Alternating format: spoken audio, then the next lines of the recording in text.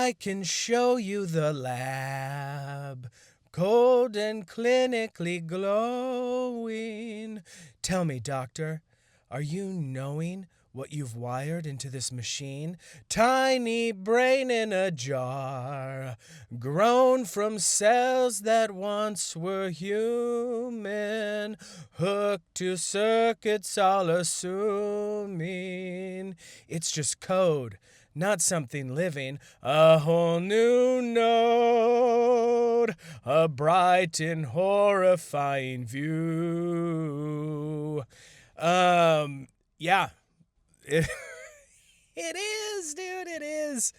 It is. Wetware. Scientists use human mini brains to power computers. Why do we let scientists run amok? Look what they did. Look what they did in Nazi Germany, the scientists. You think Hitler was the worst? It was the scientists that were just cold, empty vessels doing so many experiments. And then after the war, Operation Paperclip, we bring them all over. Werner von Braun, he starts NASA. He's the head. Boom. Just Nazi scientists. So my question to you is, why do we call everyone Hitler and we are never calling NASA Hitler? We should be calling NASA Hitler. NASA was made up entirely of Nazi scientists. They are the Nazis.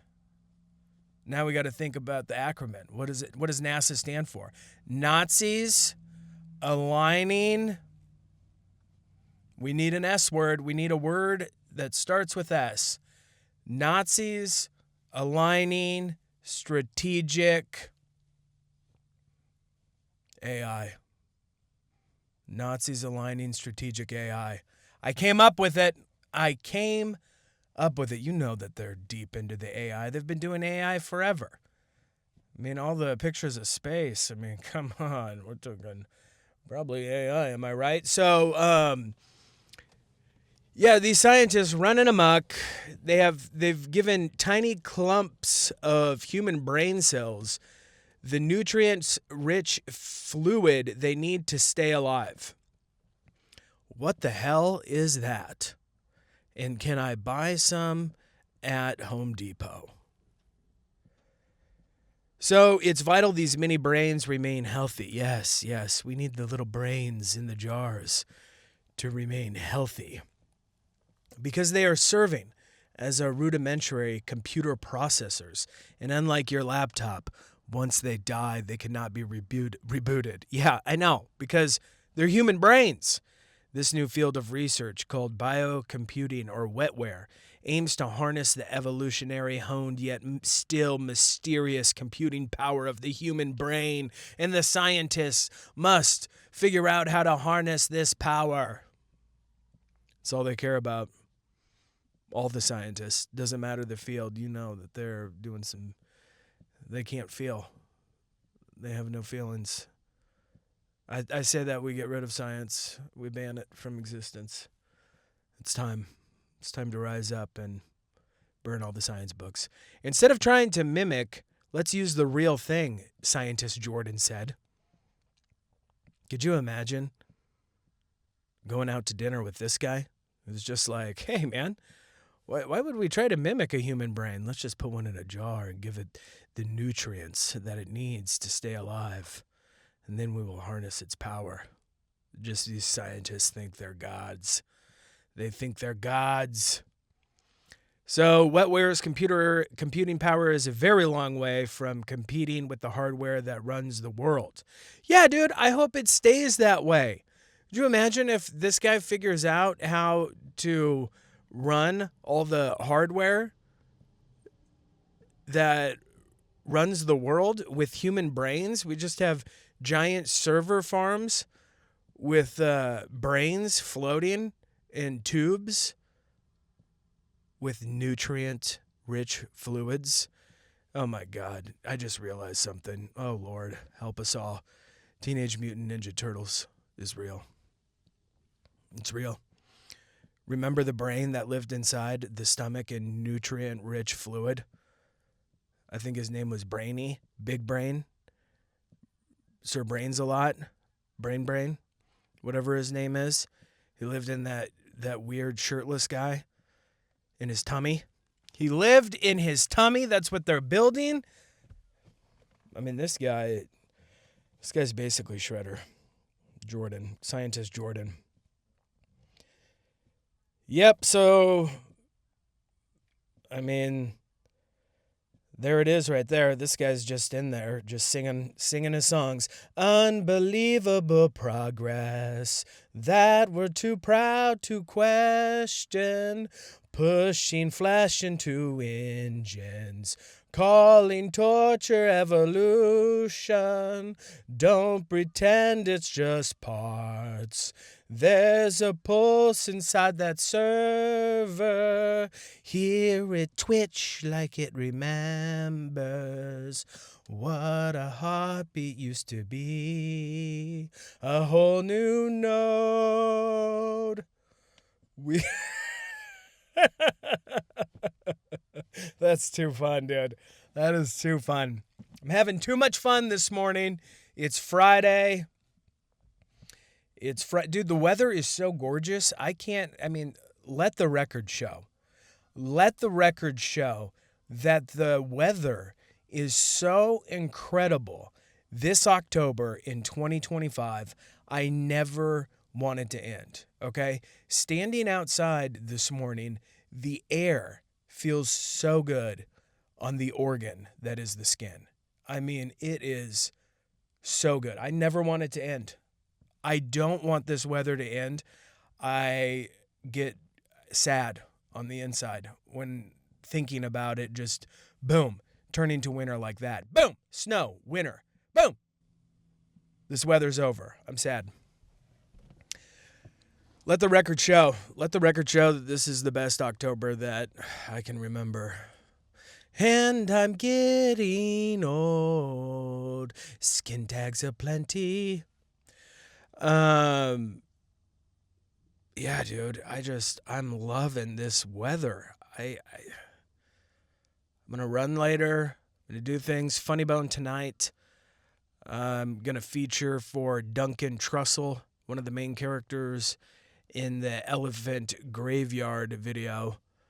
I forget what it's called. It's like 2 million views. Just roast Joe Rogan, unfortunately, and all those dudes. Duncan Trussell's in it. He melted down on his podcast.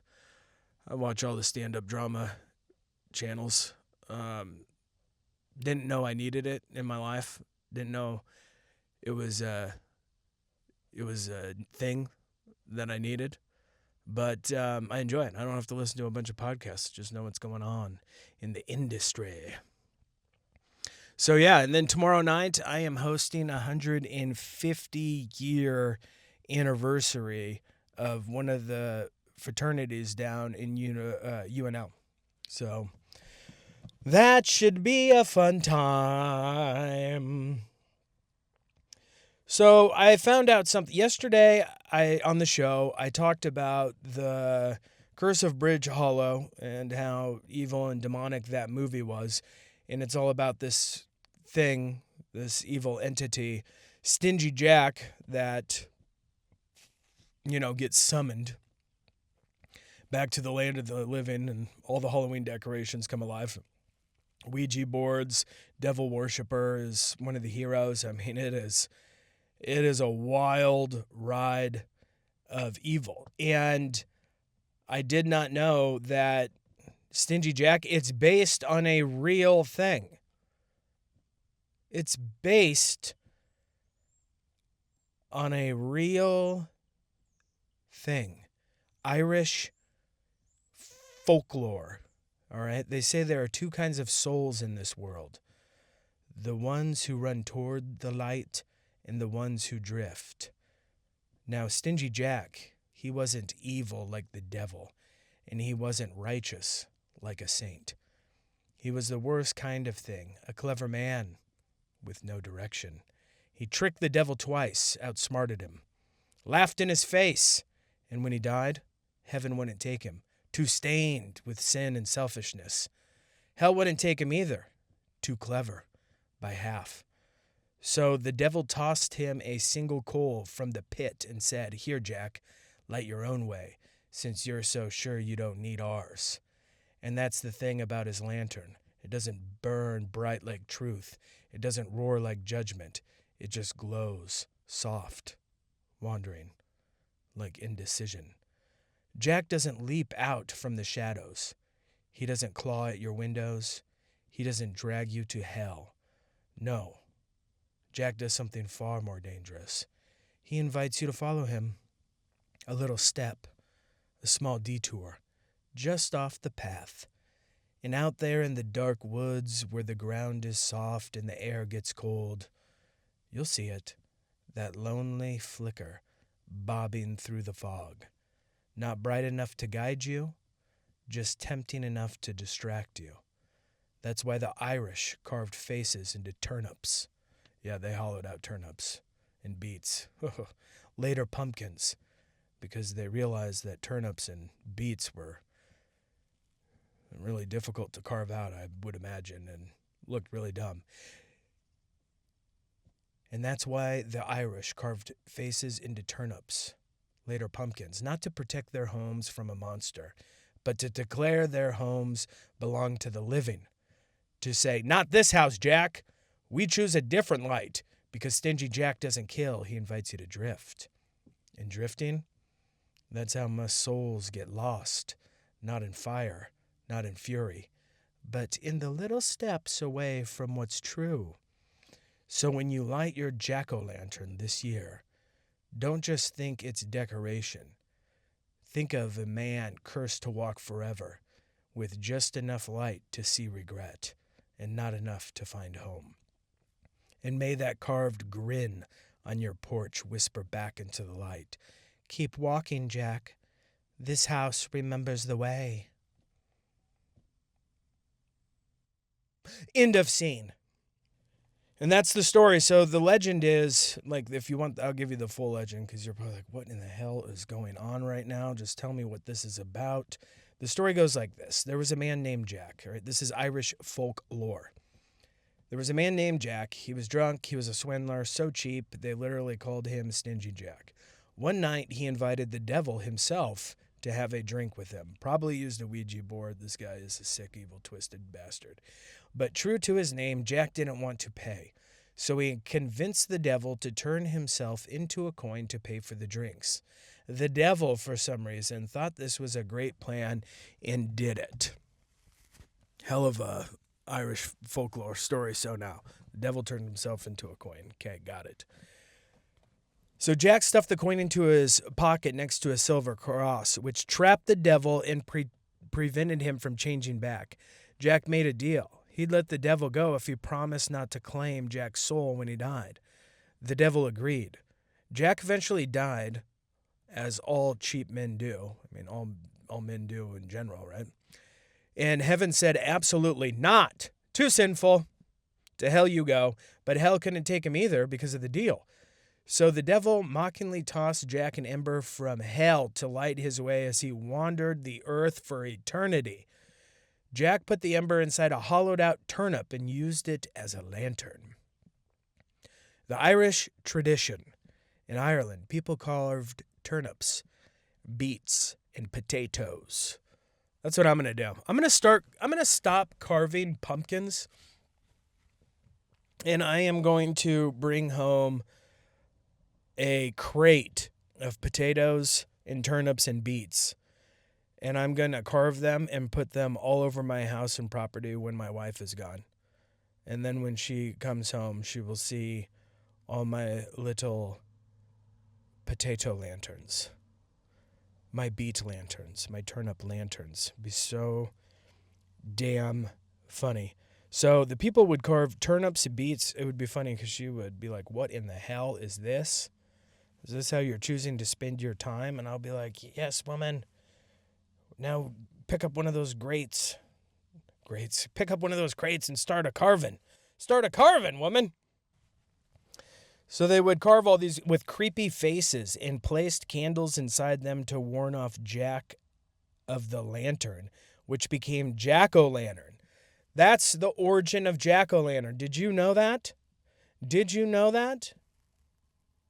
My guess is you didn't. I didn't know. But now that I've learned, I've shared it with you.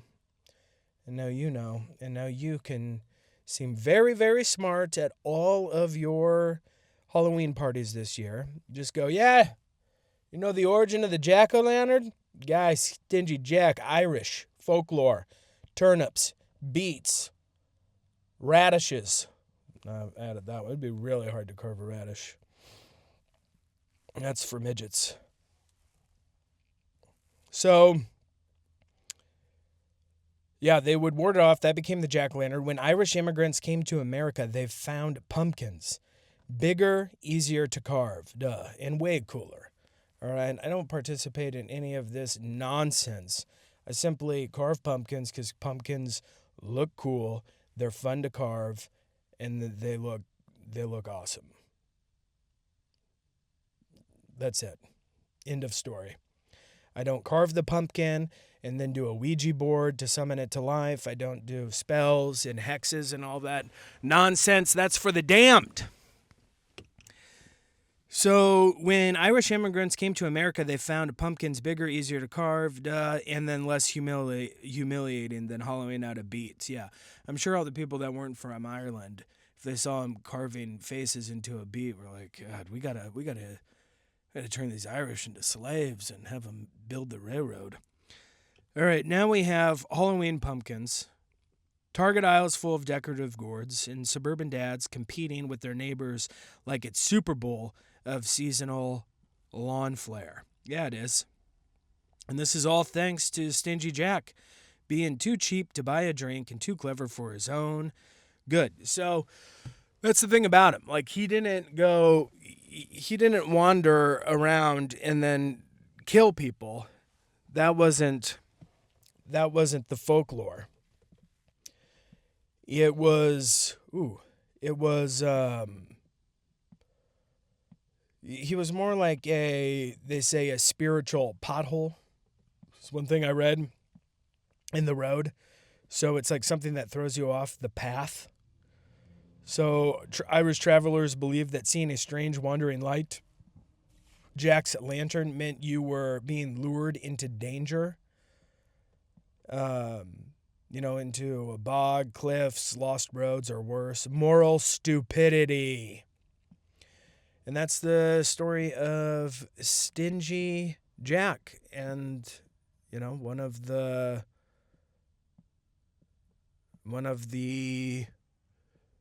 gosh, why can't I hate it when you can't think of a word. It's like there, but it's not. And it's like, come on, brain, you're humiliating me in front of my friend. Oh, well. Trump's up to all sorts of things. I didn't know he's going to build the Arc de Trump. He's going to build a monument to himself. We already have the gold Trump statue holding the Bitcoin in front of the, the Congress building or something like that. And now he wants to build a arc across from the Lincoln Memorial in Washington, D.C., and the Arc de Trump.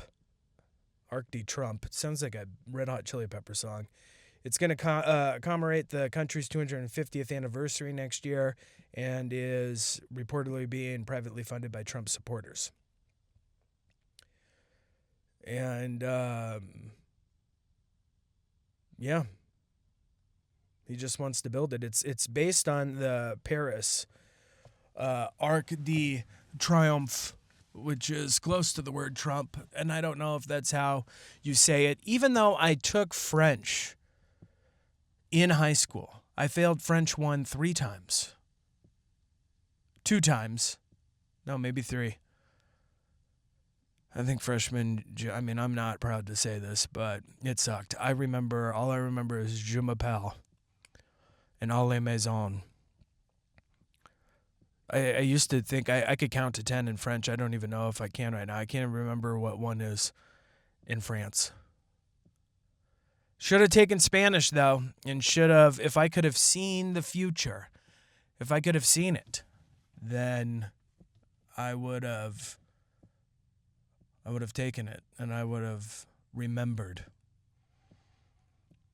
how to speak. And then when I'm around all of these Mexican dudes that I'm around a lot, and the ones that really can't speak English at all, and they're talking, I would know if they were making fun of me. I would have said, "You guys better watch what you say in front of me. I learned Spanish in high school, so you should only say pleasant things in my presence."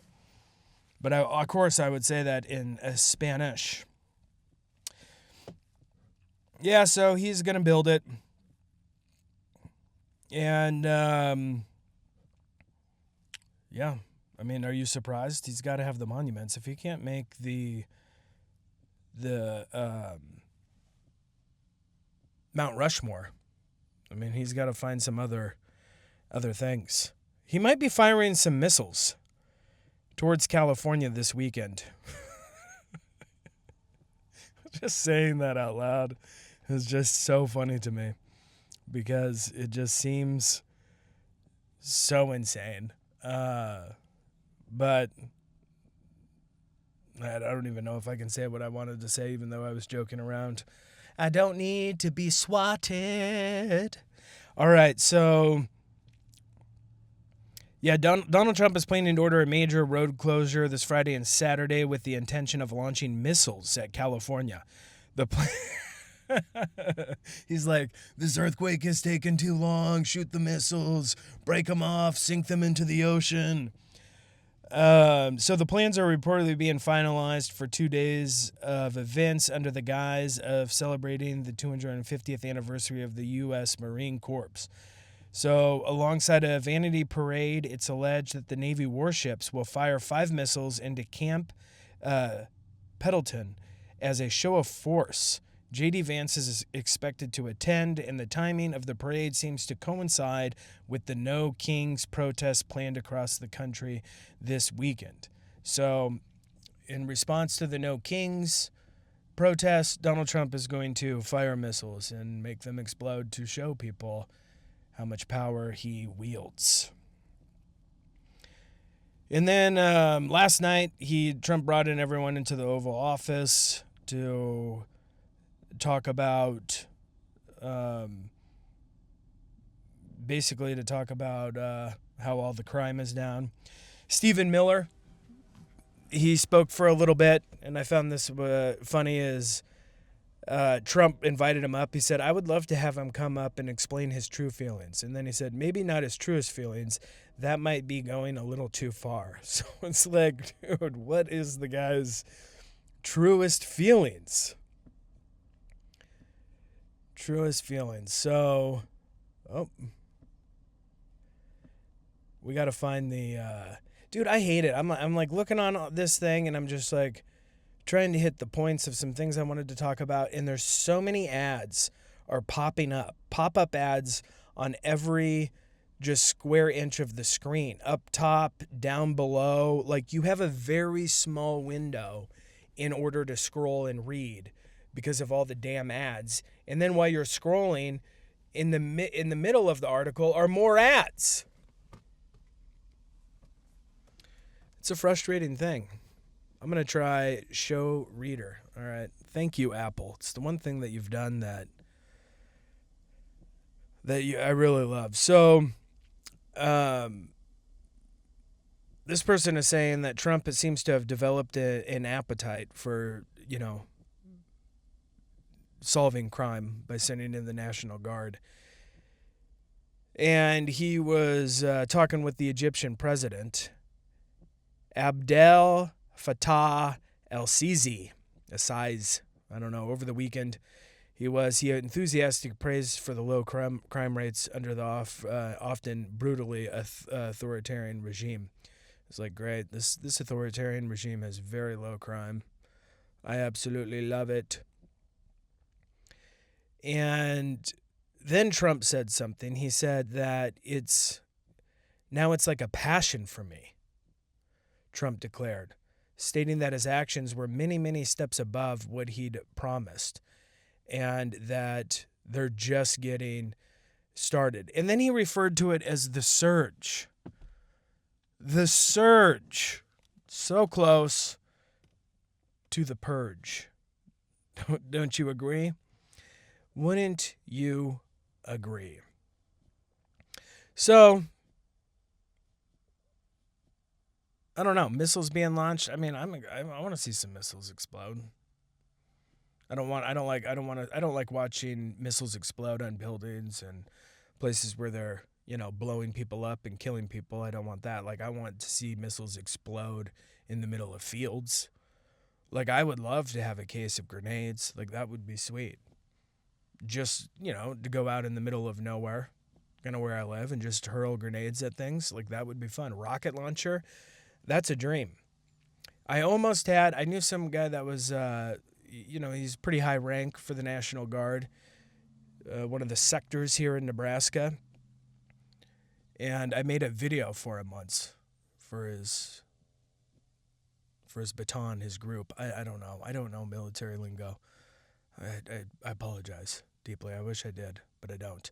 So for his group of guys that wear camo, I made a video of, I don't know, maybe it was some sort of propaganda.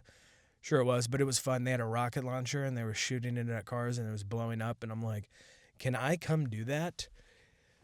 And he just couldn't really give me a direct answer.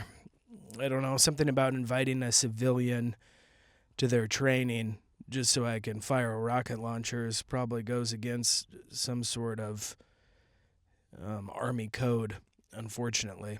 I almost had him. I thought I did, but I did not. There was also this crazy, chilling doorbell footage which captured a trio in Halloween masks, threatened to kill a widow and the family. And I'm watching the Ring camera, and it is truly horrifying.